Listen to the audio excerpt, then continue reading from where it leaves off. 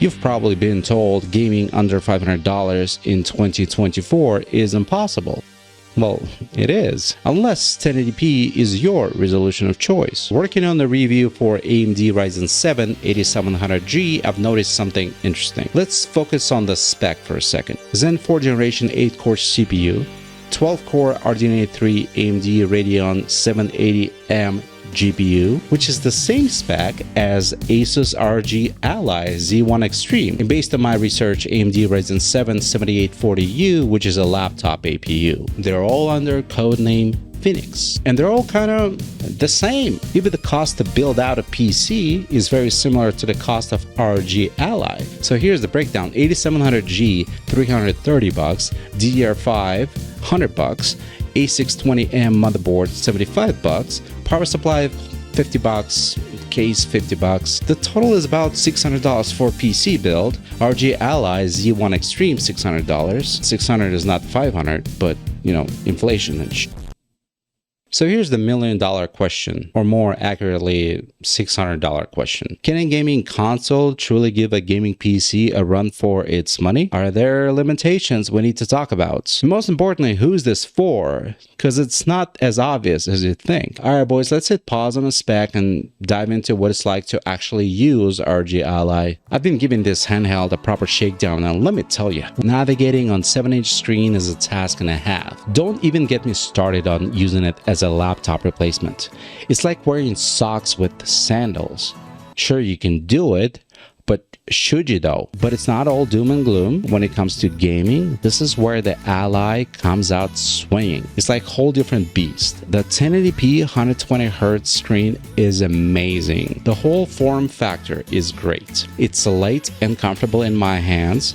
I'm not sure about your hands and what you do with them, but in my hands. So who is it for? Well, it's not looking like a match for a student. Ironic, isn't it? The very crowd ROG Ally and Steam Deck targeted for. If your work involves a lot of typing and reading, stick with your laptop. Now for the desktop enjoyers, Ally could be a nice option, as long as you're cool with the limitations, which is a good transition to talk about performance. Here's 3D Mark results, Rocket League results. 8700G is about 10 to 20% ahead. It's a modest lead, nothing to write home about. Alan Wake 2 results are interesting. The game engine is weird, there's a bottleneck somewhere. Even if you drop the resolution down to 720p, you're still hovering around 30 FPS on both 8700G and Ally. But here's the kicker. Shadow of the Tomb Raider on the desktop nearly 50% faster. Why?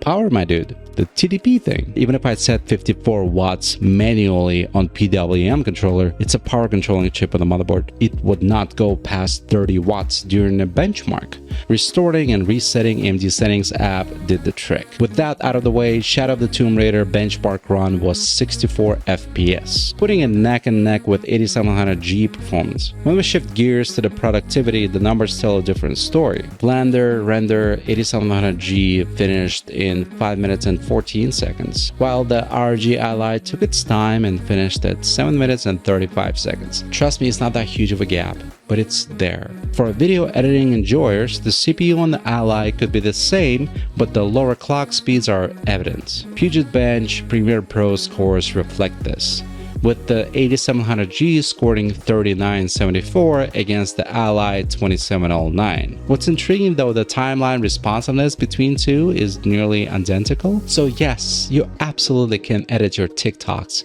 no problem. It's just when you hit the export, the handheld starts to show its cooling and power limits. But you know what they say. And both setups handle AV1 encoding. That means crisper video, smaller files, and yes, you can already watch YouTube in glorious 8K or HDR at the price of a couple of GPU cycles. Now to tackle the elephant in the room. NVIDIA, the same company that scammed us with GTX 970 4GB.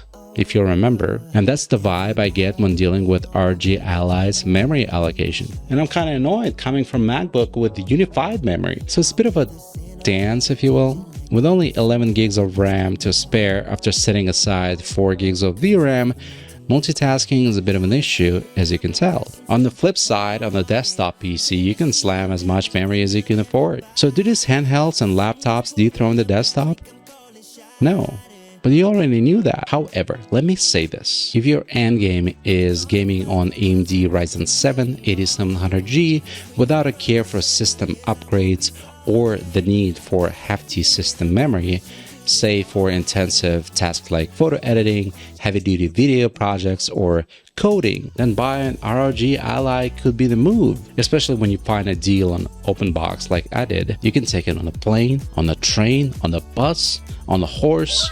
It's light and powerful. On the flip side, if you think future-proofing your setup, getting into the AM5 platform, or maybe installing RTX 4070 later for multi-display setups and 1440p gaming, it's a cost-effective way to get into the game today, and you'd be sitting pretty with a solid performance. Remember, this onboard graphics Radeon 780M is not a slouch either. And just for comparison, the AMD Ryzen 7 7700 might tempt you at $267.85, but there ain't no Radeon 780M in it.